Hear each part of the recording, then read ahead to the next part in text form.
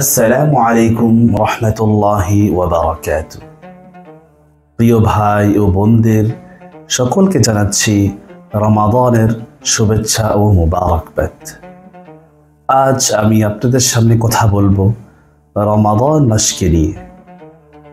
রমাদান ইসলাম ধর্মের সবচেয়ে একটি পবিত্র মাস, যা আত্মসংযম, ইবাদত ও আত্মশুদ্ধির জন্য নিবেদিত।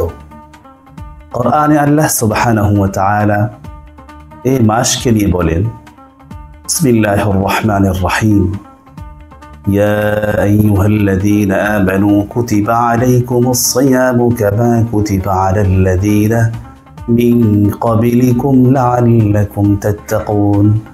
অর্থাৎ আল্লাহ সুবহানাহু ওয়া তাআলা বলছেন, হে ঈমানদারগণ, তোমাদের উপর রোজাকে ফরজ করা হয়েছে যেমনিভাবে ফরজ করা হয়েছিল তোমাদের পূর্ববর্তীদের উপর, যাতে তোমরা তাকওয়া অর্জন করতে পারো। সূরা আল বাকারা 183 নম্বর আয়াত।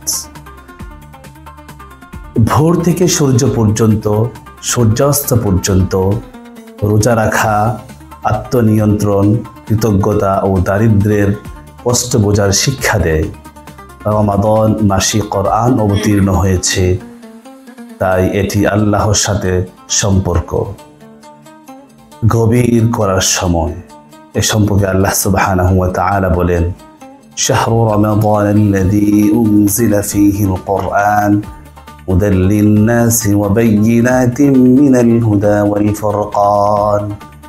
রমজান হলো সেই মাস যাতে কোরআন অবতীর্ণ হয়েছে, মানুষের জন্য পথ নিদর্শন, সুস্পষ্ট শিক্ষা এবং সত্য মিথ্যার পার্থক্যকারী হিসাবে। সূরা আল বাকারা আয়াত 185। রমাদান মানুষের ঈমানকে মজবুত করে, আত্মাকে পরিশুদ্ধ করে এবং আল্লাহর নৈকট্য অর্জনে সহায়ক হয়।